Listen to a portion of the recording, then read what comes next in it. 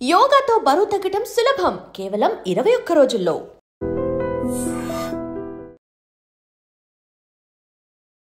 కవిత గారు కాసేపటి క్రితమే ప్రెస్ మీట్ పెట్టిన తర్వాత చాలా విషయాలు అయితే బయటకు వచ్చినటువంటి సిచ్యువేషన్ ఏం జరుగుతోంది, అసలు సస్పెన్షన్ కి దారి తీసినటువంటి సిచ్యువేషన్ ఏంటి అనేది కూడా క్లియర్ కట్ గా ఎక్స్ప్లెయిన్ చేసిన తర్వాత చాలా మంది కూడా రియాక్ట్ అవుతున్నారు, రకరకాల అభిప్రాయాలు కూడా చెప్తున్నారు.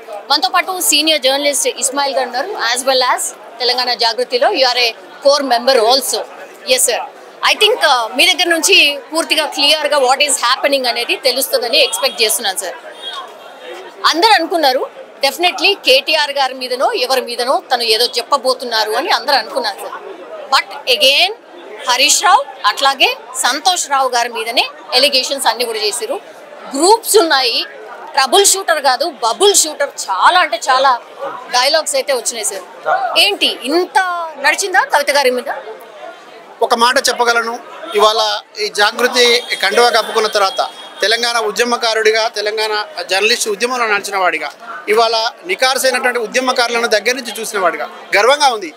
వ్యక్తిత్వం గొప్ప వ్యక్తిత్వం ఉన్నటువంటి నాయకురాలతో కలిసి పనిచేస్తున్నామన్నటువంటి గొప్పగా గర్వంగా ఫీల్ అవుతా ఉన్నా. ఎందుకంటే తను మాట్లాడిన మాటల్లో ఒక్క పదం కూడా ఎక్కడ ఎవరిని కూడా హట్టు చేసేటట్టు కానీ ఎవరి మీద నీలాప నిందలు వేసే ప్రయత్నం చేయలేదు. తర్వాత ఒక బిడ్డగా తాను ఎట్లా ఉండాలి అనేది, తండ్రి దగ్గర నుంచి ఏం నేర్చుకున్నాను అనే విషయాన్ని గొప్పగా చెప్పినట్టు ఇది ఆదర్శంగా తీసుకోమని నేను యువతను కోరుతా ఉన్నా.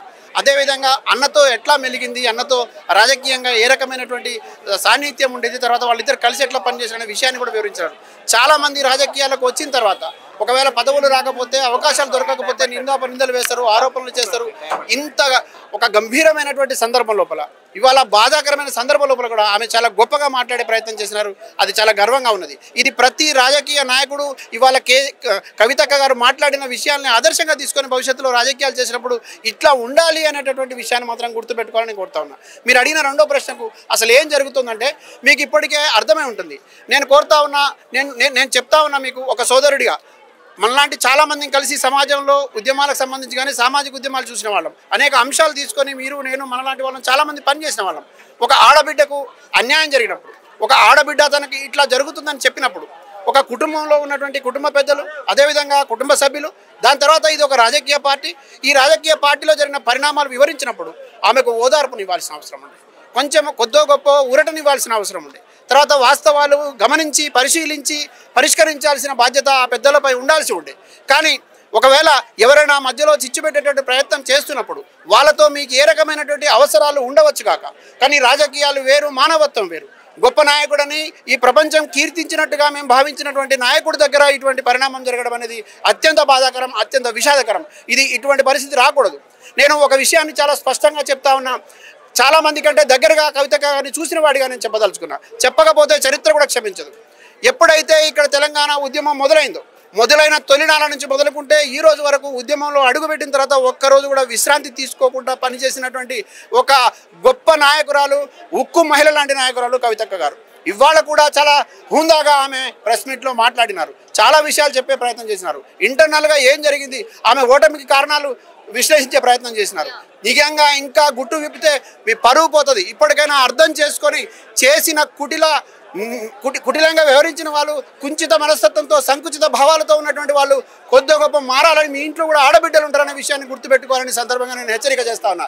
లేకపోతే కవితక్క ఊరుకోవచ్చు కాక, లేదంటే కవితక్కతో ఉన్నవాళ్ళు కొంతమంది ఊరుకోవచ్చు కాక, ఈ తెలంగాణ సమాజం చాలా గొప్పది. ఈ రాష్ట్రంలో తెలంగాణ ప్రాంతంలో ఆత్మగౌరవం కోసం ఉద్యమం జరిగింది. ఇది ప్రపంచం మొత్తం నివ్వెరపోయింది. ఆత్మగౌరవం ఉన్నటువంటి ఆకాంక్షలు, బలమైన ఆకాంక్షలు కలిగినటువంటి తెలంగాణ ప్రజల ఆకాంక్ష సామాజిక తెలంగాణ అంటే అన్ని వర్గాల ప్రజలకు ఇక్కడ ఫలాలు అందాల్సి ఉన్నది. ఉద్యమంలో భాగస్వాములు అయిన వాళ్ళందరికీ కూడా న్యాయం జరగాల్సి ఉన్నది. ఆ దిశగా గత ప్రభుత్వం చేయలేదు, ఇప్పుడున్న ప్రభుత్వం చేయలేదు. కవితక్క నాయకత్వంలో, కవితక్క నేతృత్వంలో నికార్సైన తెలంగాణ ఉద్యమకారులు, అదేవిధంగా అమరుల ఆత్మను శాంతించాలంటే కూడా భవిష్యత్తులో మరింత పెద్ద ఎత్తున ప్రజా ఉద్యమాలు నిర్మితం కావాల్సి ఉన్నది. తెలంగాణ కోసం అమరుల త్యాగాల పునాదుల మీద నిర్మితమైనటువంటి ఈ తెలంగాణ రాష్ట్రంలో పూర్తిగా సుభిక్షం కావాలంటే ఖచ్చితంగా అమరుల ఆకాంక్షలకు అనుగుణంగా భవిష్యత్తు రాజకీయాలు ఉండాలి, భవిష్యత్తు ప్రభుత్వాల అధికారులకు రావాలని కోరుకుంటా ఉన్నా. మరీ ముఖ్యంగా ఆడబిడ్డ ఉసురు ఊరికే పోదు. ఆడబిడ్డల్ని గౌరవించని వాడు సమాజాన్ని ప్రేమించలేడు అనే విషయాన్ని కూడా చెప్పదలుచుకున్నాను. సో మొత్తం మీద అది అంటే కోర్ మెంబరే స్పష్టంగా చెప్తున్నటువంటి పరిస్థితి.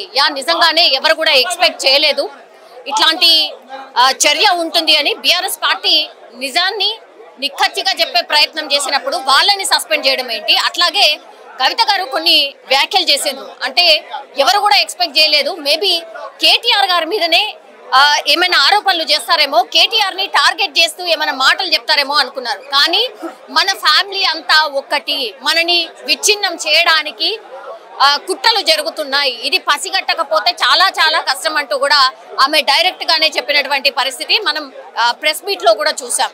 ఇంకోటి హరీష్ రావు అట్లాగే సంతోష్ రావుని వీళ్ళిద్దరినే టార్గెట్ చేస్తూ మీకున్నటువంటి లోపాయికారి ఒప్పందం ఏంటి, కాంగ్రెస్ పార్టీతోనే మీకే లోపాయికారి ఒప్పందం ఉంది, మీరందరూ కలిసే బీఆర్ఎస్ పార్టీని బొందబెట్టే ప్రయత్నం చేస్తున్నారు, ఈ కుటిల ప్రయత్నాన్ని మా నాన్నకు తెలియకుండా చేస్తున్నారు, ఇప్పటికైనా అర్థం చేసుకోండి అంటూ కూడా కొంత సెంటిమెంటల్ గా మాట్లాడే ప్రయత్నం చేశారు. కానీ ఒక సెన్సేషన్ అయితే క్రియేట్ అయింది.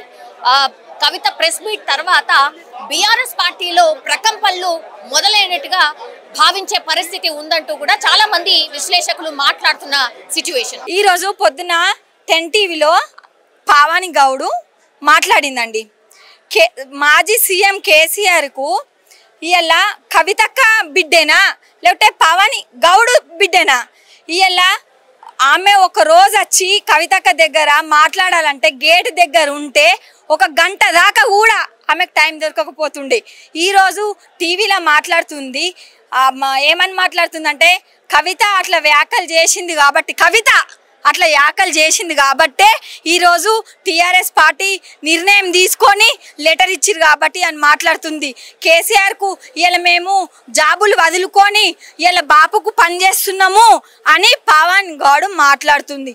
కేసీఆర్ బిడ్డే మరి కవితక్కనా పవన్ గౌడ? అది మాకు అర్థమైతలేదండి. మరి మాకు అసలే అర్థమైతలేదా? పవన్ గౌడు అక్క నువ్వు ఇలా సోషల్ మీడియాలో చాలా వైరల్ అవుతున్నావు, సరే ఓకే నువ్వు వైరల్గా కానీ మాట్లాడే పద్ధతిలో మాట్లాడు. కాకపోతే మరి మా కామారెడ్డిలో చాలా కొట్టుకుపోయినాయి వరదలు వచ్చి. మొన్న కామారెడ్డిలో అంటే తెలంగాణలో అందరికీ తెలుసు, వర్షాలు వచ్చి ఇండ్లు మునిగిపోయినాయి, చాలా వరదలు వచ్చినాయి. మరి రాలేవమ్మా నువ్వు అక్కడికి, కామారెడ్డికి రాలేవు. మరి అక్కడ బాధలేమి చూడలేవు నువ్వు, ఎక్కడ ఎవరేం అక్కడ వచ్చి చూడలేవు, నువ్వు మాట్లాడలేవు. ఎన్నో చెరువు కుంటల పొంటి పోయికుంటా ఆడికి పోయి ఇక్కడ పోయికుంటా నువ్వు మీడియా పెట్టి ఇలా కేటీఆర్ దగ్గర కావచ్చు మన కేసీఆర్ దగ్గర కావచ్చు నువ్వు కెరెడి దక్కించుకుంటున్నావు, ఏదో పోస్ట్ ఇస్తారనుకుంటున్నావు కావచ్చు. అదంతా నీకంటే మేధావులు ఉన్నారు కాబట్టి నీ దాకా రాదు, మాట్లాడిన వాళ్ళకు క్రెడిట్ దక్కది. కానీ ఇప్పుడు కవిత గారిని ఎందుకు సస్పెండ్ చేశారు అనుకుంటున్నారు మీరు? అనుకుంటున్నారు మేమేమి ఎట్లా అనుకుంటున్నాం అంటే కవితక్క గ్రౌండ్ వర్క్ చేద్దాం, కాంగ్రెస్ పార్టీ వ్యతిరేకం ఉంది, తెలంగాణలో వ్యతిరేకం ఉంది, మనం ఇప్పటికైనా మన పార్టీ పడిపోయింది, ఇప్పటికైనా గ్రౌండ్ లెవెల్ అంటే పల్లెటూరుల నుంచి సర్పంచ్ల నుంచి మనం వర్క్ చేసుకుంటా వద్దాము అని కవితక్క పార్టీకి విచారం ఇచ్చింది. ఇస్తే ఎమ్మెల్యేలు ఏం చేసిరంటే మా నియోజకవర్గంకి వస్తుందని చెప్పేసి కొంతమంది ఎమ్మెల్యేలు కుట్ర కట్టి మన మాజీ సీఎంకి చెప్పి నిన్న సీఎం అది లెటర్ ఇవ్వడం జరిగింది. ఎందుకు కవితక్క అంటే ఇష్టం లేదు?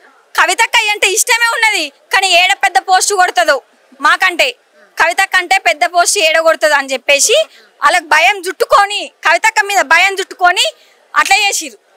ఇప్పుడు హరీష్ రావు గానీ లేకపోతే సంతోష్ రావు వాళ్ళిద్దరిని ఎందుకు అట్లా మాట్లాడినరు, ఎందుకు అనుకుంటున్నారు? ఇగో వాళ్ళిద్దరు ఎట్లా అనుకుంటారు అంటే పోయిన సంవత్సరంలో 6 months దూరం పెట్టిండు కేసీఆర్. అది తెలంగాణ ప్రజలకు అందరికి తెలుసు. మంత్రి పోస్ట్ ఇయ్యలేడు హరీష్ రావుకి, మంత్రి పోస్ట్ కేసీఆర్ ఇయ్యలేడు, పక్కనే పెట్టిండు. కేసీఆర్ ఆల్రెడీ తెలుసుకొని పక్కన పెట్టేసిండు. మంచోడు కాదని తెలిసి 6 నెలల దాకా పక్కకు పెట్టిండు. ఏ టీవీలలో రాలేడు, ఏ మీడియా ముందు రాలేడు, పక్కన పెట్టిండు. మళ్ళా దగ్గరికి ఈటెల రాజేందర్ పోయిండు కాబట్టి పార్టీల నుంచి మళ్ళీ హరీష్ రావు పోతే కూడా దెబ్బ తీసుకుంటది అని చెప్పేసి ఇలా కేసీఆర్ బాపు మళ్ళీ పిలుచుకొని మళ్ళా హరీష్ రావును పార్టీలకు మంత్రి పోస్ట్ ఇస్తే ఇయ్యాల నువ్వు ఈ సిద్దిపేట నియోజకవర్గంలో నువ్వు ఎంత అభివృద్ధి చేసుకున్నావు, మిగతా మా జిల్లాలలో ఏ అభివృద్ధి జరిగింది? బీఆర్ఎస్ కార్యకర్తలు ఇవల్ల చెప్పుకొని దుఃఖంలో ఉన్నారు, ఏడుస్తున్నారు. వాళ్ళకి ఎవరికి చెప్పుకుందామన్నా కానీ ఏడుస్తున్నారు. బీఆర్ఎస్ వాళ్ళను కార్యకర్తలను పట్టించుకునేటోళ్ళు లేరండి అసలే. వాళ్ళందరూ కవితక్క దగ్గరికే వచ్చిండ్రా చెప్పుకోనికి? కవితక్క దగ్గరకు వచ్చిర్రు. అక్కడ పార్టీ వాళ్ళకి చెప్తే గంటలు గంటలు కూర్చున్నా మాకు టైం అయిందని చెప్పేసి రెడీ అయ్యిరని చెప్పేసి వెళ్ళిపోతారు. ఆడబిడ్డ కన్నీటి కడగండ్లు మంచిది కాదు, రాష్ట్రానికి మంచిది కాదు, ఒక దేశానికి మంచిది కాదు. ఒక ఆడబిడ్డ కడగంట కన్నీళ్ళు దేశానికి మంచిది కాదు, రాష్ట్రానికి మంచిది కాదు, పార్టీకి మంచిది కాదు, తన ఇంటికి కూడా మంచిది కాదు. ఇది కేసీఆర్ గారు గ్రహించాలి, కేటీఆర్ గారు గ్రహించాలి. మన ఇంట్లో ఆడపడుచు వస్తుంది అంటే చీరే సారే పెడతాం. ఆ ఆడపడుచు వచ్చి ఏడిస్తే మన ఇంట్లో వాళ్ళు ఏడవకమ్మా నీకు ఏం ప్రాబ్లం ఉంది, నువ్వు ఏడ్చి మా ఇంట్లోకి. తను అదే కదా చెప్తుంది, నాశనం అయితే కోరుకోను కదా, నేను ఆడబిడ్డను కదా. ఆమె నాశనం కోరుకుంటలేదు, ఎప్పుడు కోరుకుంటా అంటలేదు. కానీ ఆమె గద్గద స్వరం చూసిరా, ఆమె లోపల నుంచి ఒక భావోద్వేగం వచ్చి కళ్ళలో నీళ్లను ఆపుకుంటూ మాట్లాడుతుంది. మొన్న కూడా ప్రెస్ మీట్ లో ఆమె కళ్ళలో నీళ్లు ఉబికి ఉబికి వస్తున్నాయి కానీ ఆపుకుంటూ మాట్లాడి గొంతు మొత్తం బొంగిపోయింది. కానీ ఒక ఆడ మనిషిని ఈ విధంగా హింసించడము, ఇలా క్రిటిసైజ్ చేయడం ఇది న్యాయం కాదని తెలంగాణ ప్రజలందరూ ముఖ్యంగా ఉద్యమకారులు ఈరోజు కోరుకుంటారు. ఈరోజు హరీష్ రావు, సంతోష్ రావు వల్ల ఉద్యమకారులు బీఆర్ఎస్ పార్టీ నుంచి దూరమయ్యారు. వాళ్ళ వల్లనే దూరమయ్యారు. ఎందుకంటే వాళ్ళు పదవులు అనుభవించరా. హరీష్ రావు, సంతోష్ రావు ఏం అరగతుందండి? రాజ్యసభ ఇచ్చిండు కేసీఆర్ గారు. దొంగకి ఏమి ఇచ్చిండు? ఏడన్నా మైక్ పట్టుకొని ఇన్ని ఏండ్లలో ఉద్యమంలో ఏడన్నా మాట్లాడినా మైక్ పట్టుకొని? టాలెంట్ ఉండదు కదా, మైక్ పట్టుకొని టాలెంట్ లేదు. ఓకే, టాలెంట్ లేదు, దొంగ టాలెంట్ అయితే ఉంది కదా. ఆ దొంగ టాలెంట్కి ఇచ్చారా మీరు ఎంపీ? నువ్వు ఎంపీ ఉండి హరితహారం కుంభకోణం చేసినావు. సీఎం రేవంత్ రెడ్డి గారిని నేను డిమాండ్ చేస్తున్నా, హరితహారం ఎంక్వైరీ చేయమని చెప్పండి.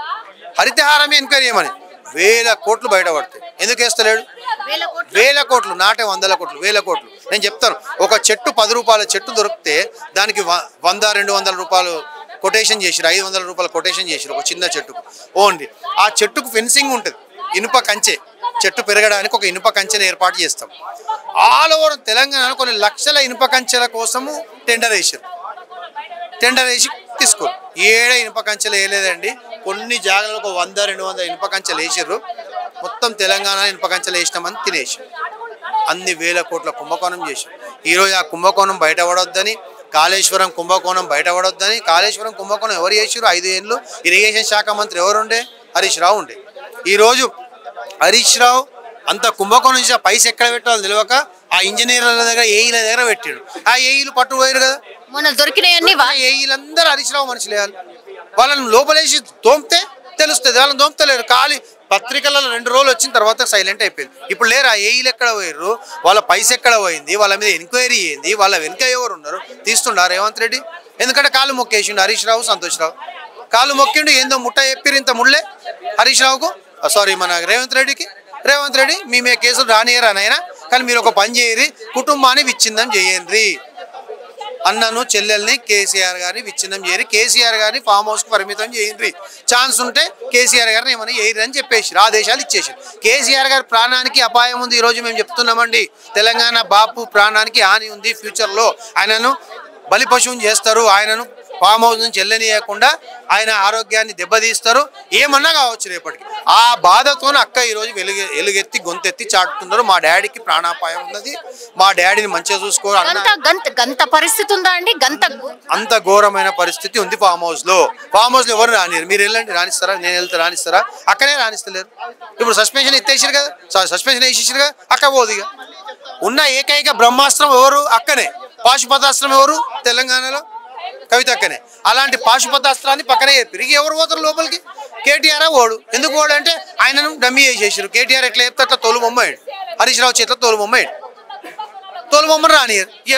ఆయనే కదండి నెక్స్ట్ సీఎం అయ్యేది. సీఎం ఇప్పుడు అక్క ఏమన్నారు? సీఎంగా అన్నా నువ్వేమన్నా కానీ నీకు సపోర్ట్ ఇస్తా అన్నది, పార్టీ బాగు కోరుకుంటా అన్నది. నేను ఎప్పుడు యోగక్షేమాలే కోరుకుంటా డాడీవి నీవి అన్నది. ఒక సైడ్ ట్రాక్ ఏం చెప్పింది? ఈ 2 దొంగలను ఒక కంట కనికిపెట్టు, పసిగట్టు అని చెప్పింది. 2 దొంగలను, హరీష్ రావును, సంతోష్ రావు. ఇప్పుడు ఒక ఎంక్వైరీ కమిషన్ వేస్తే మంత్రి ఎవరు? హరీష్ రావు, ఇరిగేషన్ శాఖ మంత్రి. ఆయనను కేసీఆర్ను మళ్ళీ ఏఈలను మొన్న 1000 కోట్ల కుంభకోణంలో పైసలు దొరికినాయి అందరే వేయాలి ఏసీబీకి. ఓన్లీ కేసీఆర్ గారి మీద ఎందుకు వేసారు అంటే వీళ్ళతో పైసలు ముట్టినాయి రేవంత్ రెడ్డికి, వీళ్ళని సైడ్ ట్రాక్ చేసిండు, ఓన్లీ కేసీఆర్ గారి మీద వాడు. సిబిఐ ఇంకా అసలు లెటర్ అందలేదు, అసలు ఎవరి పేర్లు ఉంటాయో అవన్నీ కూడా బయటకు తీస్తారు, అందరినీ కూడా విచారణ చెప్పాలి కదా. మరి అసెంబ్లీలో హరీష్ రావు పేరు తీసిండా? తీయలేదు. సంతోష్ రావు పేరు తీసిండా? హరితహారంది తీయలేదు. పోనీ ఏఈలు ఇంతమంది మాకు దొరికిరు, ఇన్ని 100 కోట్లు ఏఈలే దొరికినాయి, నేను సమగ్రం విచారణ చేస్తున్నా, ఈ ఏఈలే వెనక ఎవరెవరుండో అలా తాట తీస్తా అన్నాడా రేవంత్ రెడ్డి? ఏమన్నాడు? తాట తీస్తా, తోలు తీస్తా అంటారు. తీసినావాను తాట? వాళ్ళ ఇంటికి కూడా వీకలేదు. ఎందుకు వీకలేదు? వీళ్ళ కుటుంబాన్ని విచ్ఛిన్నం చేయమని వీళ్ళకు చెప్పేసిండు. వీళ్ళ అందులో సఫలీకృతమైనరు. ఈరోజు ఇన్ ఫ్యూచర్లో కూడా బాపుకు కూడా ఏదో చేస్తారు. వీళ్ళు చేసి తెలంగాణలో ఉమ్మడి ఆంధ్రప్రదేశ్లో ఉన్నప్పుడు చంద్రబాబు నాయుడు ఎట్లయితే వెన్నుపోటు ఒడిచిండో ఎన్టీ రామారావును, బాలకృష్ణ ఎట్లయితే సైడ్ ట్రాక్ చేసిండ్రో, హరికృష్ణ ఎట్లయితే సైడ్ ట్రాక్ చేసిండో ఈరోజు ఆయనకు వెన్నుపోటు ఒడుస్తారు. కేసీఆర్ గారిని పొడిచి సైడ్ ట్రాక్ చేస్తారు కేటీఆర్ గారు. ఇప్పుడు రాజకీయ చతురుడు అండ్ దురంధరుడు అని అంటారు. కేసీఆర్ గారికి ఇవన్నీ కూడా తెలీదా? తెలియకుండానే వాళ్ళిద్దరిని కూడా అక్కడ చేసుకుని ఉంటారా? వినండి, కేసీఆర్ గారి దగ్గరికి ప్రభుత్వంలో ఉన్నప్పుడే కానీ ఎవరైనా పోవాలి అంటే మీకు తెలుసు, పత్రికా సోదరులకు అందరికీ ఆయన దగ్గరికి ఎవరైనా పోవాలి అంటే సంతోష్ రావు అనుమతి లేని ఎవరు పోకపో. ఈటెల రాజేందర్ అప్పటి మంత్రి ఉన్నప్పుడు, గంగుల కమలాకర్ అప్పుడు మంత్రి ఉన్నప్పుడు, అప్పుడు ప్రగతి భవన్కు వాళ్ళు గేట్ బయట నుంచే వెళ్ళిపోయిన సందర్భాలు ఉన్నాయి, పర్మిషన్ లేదు అని. మళ్ళీ వాళ్ళ కుంభకోణం ఎట్లా తెలుస్తుంది? ఎవరు చెప్తారు? వీళ్ళకి తెలిసే చెప్పాలి అంటే వీళ్ళని రానియాలి కదా లోపలికి. అప్పటి నుంచే జాగ్రత్త పడ్డారు ఈ దొంగలిద్దరు. ఎవరిని రానియొద్దు, మనము ఎవరిని లోపలికి రానియొద్దు. కేసీఆర్ గారికి తెలియదు. అప్పుడు కేసీఆర్ గారు ఛాయ్ తాగుకుంటున్నాం, అన్నం తినుకుంటున్నాం, టిఫిన్ చేసుకుంటున్నాం ఉన్నప్పుడు వీళ్ళు వచ్చినప్పుడు చెప్పాలి కదా, బాపు గారు ఇట్లా రాజేందర్ గారు వచ్చారు చెప్పారు. వీళ్ళు ఇన్ఫర్మేషన్ ఏమి ఇవ్వకుండా ఏం చేస్తారు? వీళ్ళే వచ్చి సెక్యూరిటీ చెప్తారే పంపిరు, సార్ బిజీ ఉండదు, సార్కు తెలియదు. అలాంటి ఎన్నో సందర్భాలు చెప్పిండు కదా ఈటెల రాజేందర్ గారు. అయ్యా మేము పోయినప్పుడు అరే మేము పోయి ఒక ట్రాల్ కొట్టుకొని వస్తాము, సెక్యూరిటీ పరంగా పత్రికా సోదరుల కూడా మా ఇజ్జత పోతుంది, ఉట్టి ఒక ట్రాల్ కొట్టుకొని వస్తామని చీఫ్ సెక్రటరీ ఆఫీసర్ చెప్తే కూడా ఇన్లే. ఎందుకు రానియలే ఈ దొంగలు? అప్పటి నుంచే మేడం ఈ దొంగలు 1000 కోట్ల కుంభకోణాలు చేసిరు. ఏఈల దగ్గర, డిఈల దగ్గర, ఎస్సీల దగ్గర దున్య పైసలు. కాళేశ్వరం కుంభకోణం చేసిన చిన్న అటెండర్ దగ్గర నుంచి ఎస్సీ ఏఈ దగ్గర నుంచి అందరి దగ్గర పైసలు దొరుకుతాయి. మీరు అటెండర్ దీన్ని కూడా పట్టుకున్న పైసలు దొరుకుతాయి. ప్రెస్ మీట్ తర్వాత ఒకటి క్లియర్ అయిందండి. యాక్చువల్లీ మా ఫ్యామిలీ అంతా కూడా ఒకటే, కానీ బయట వ్యక్తులు అంటే వాళ్ళ కజిన్స్ ఎవరైతే ఉన్నారో వాళ్ళు అలగ్. మీరు జాగ్రత్త పడకపోతే ఆ పార్టీని వారు లాక్కుంటారు, మన దగ్గర నుంచి తీసేసుకుంటారు అనేది కవిత గారు చెప్పినటువంటి మాట. ఏకీభవిస్తున్నారు మీరు? బీఆర్ఎస్ పార్టీ అంటే కేసీఆర్ గారు, కేసీఆర్ గారు అంటే బీఆర్ఎస్ పార్టీ. మేమందరం ఒకటి, మా ఫ్యామిలీ అంతా ఒకటి. అన్న కానీ, నేను కానీ, డాడీ కానీ, మా ముగ్గురం ఒకటే. ఏదైనా కానీ పార్టీలల్లో విషయాలు వస్తాయి, ఎదుర్కొంటాం సమస్యలు, మళ్ళీ దగ్గర అవుతుండొచ్చు. కానీ నన్ను ఈరోజు బహిష్కరించినట్టు లేనిపోని విషయాలు డాడీకి చెప్పి ఇలా జరుగుతున్న మీడియాలో కూడా తప్పుడు ప్రచారాలు కొన్ని చెప్పించి వాళ్ళ యొక్క ఇలా కొన్ని మీడియాలకు డబ్బులు ఇచ్చి అనేక రకాలుగా వాడుకొని ఇలా వాళ్ళు వత్తాసు పలికే మీడియాలు ఉన్నాయి కొన్ని, వాళ్ళ ఇలా దుర్ప్రచారాలన్నీ కూడా చేయించి ఇలా కవితక్క మీద ఎన్నో విషయాలన్నీ కూడా చెప్పించి ఇంకా రేపు ఇంకా ఏం చెప్తుందో అని చెప్పేసి విషయాలన్నీ కూడా ముక్తకంఠంగా ఇలా వాళ్ళు నూరు పోసి ఇలా కేసీఆర్ గారికి నూరు పోసి ఇలా పార్టీలో సస్పెండ్ చేసేదాకా తీసుకొచ్చారు అని అంటే ఇవాళ ఇద్దరు ఆ నాటకాలు ఆడుతున్నారు.